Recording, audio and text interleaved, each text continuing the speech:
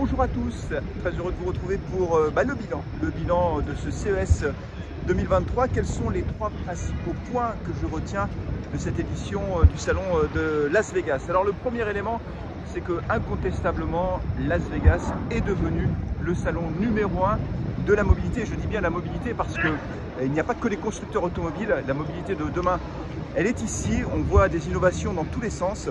Bien sûr, les constructeurs sont très présents parce que eux aussi, leur modèle est en train d'évoluer. Donc les constructeurs viennent ici. On voit bien d'ailleurs par contraste que les salons automobiles traditionnels sont en grande souffrance. Il y en a beaucoup qui ont disparu, purement et simplement. Et puis ceux qui existent ont du mal à attirer encore les constructeurs. Mais il n'y a pas que les constructeurs automobiles, il y a vraiment un nombre d'innovations assez incroyables. Le nombre de navettes autonomes, c'est vraiment tout à fait surprenant de voir à quel point il y a des navettes autonomes qui sont exposées ici à Las Vegas, qui sont vraiment très performantes et qui sont capables de rouler quasiment en toutes conditions de circulation. C'est vraiment très impressionnant. Et puis bien sûr toute la mobilité électrique décarbonée qui est mise à l'honneur ici au salon de Las Vegas. Donc premier élément que je retiens, c'est que c'est devenu le salon numéro 1 pour la mobilité de demain. Le deuxième élément, qui est très important aussi, mais qui est aussi un petit peu lié quand même malgré tout, c'est tout ce qui va toucher à la protection de l'environnement.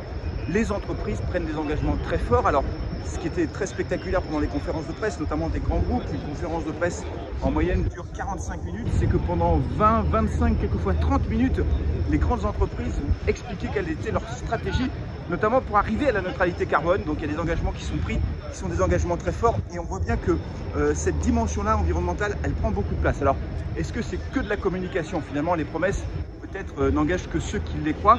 Alors évidemment, pour les entreprises, c'est très bien de pouvoir communiquer sur ces sujets, ce sont des sujets porteurs, d'autant qu'à l'Observatoire CTLM, on a montré qu'il y a une véritable attente de la part des consommateurs qui veulent consommer plus responsable, qui font attention à l'impact de leur consommation. Donc les entreprises ont intérêt à communiquer dessus, mais il y a aussi derrière ça, au-delà de la communication, un véritable engagement pour préparer, alors comme ils le disent souvent, pour préparer un monde meilleur, un monde de demain, pour rendre la vie de leurs clients meilleure également.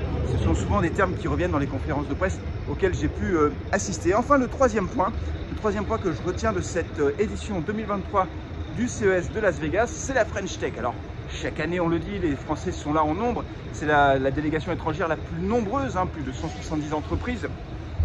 Et par rapport à d'autres pays, franchement, on est très très loin devant. On pourrait citer l'exemple de l'Allemagne ou de la Belgique qui sont vraiment très loin derrière la France en nombre de startups présentes. Mais moi, ce que je retiens, c'est qu'au-delà du nombre, on a vraiment des entreprises de qualité avec des jeunes entrepreneurs qui sont très dynamiques. J'ai eu l'occasion de discuter avec plusieurs d'entre eux et ils trouvent des fonds, ils arrivent à lever des fonds.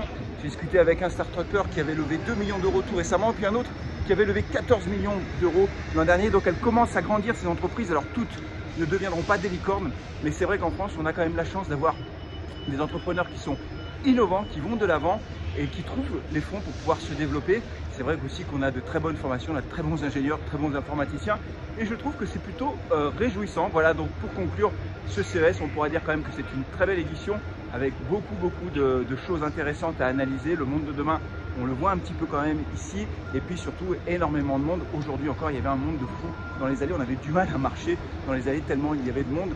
Donc voilà, j'espère que ces débriefs vidéo vous ont plu. Alors du côté de l'actualité de l'Observatoire CTLM, on va sortir le baromètre de la consommation en janvier, le moral des Européens, on va parler de pouvoir d'achat. En février, on sortira notre étude 2023 de la consommation. Et puis n'hésitez pas à nous rejoindre sur les réseaux sociaux. Abonnez-vous au compte Twitter de l'Observatoire CTLM et puis également à la page LinkedIn. Et puis bien sûr, toutes nos études, vous les retrouvez sur le site observatoirectlm.com. Je vous dis à très bientôt.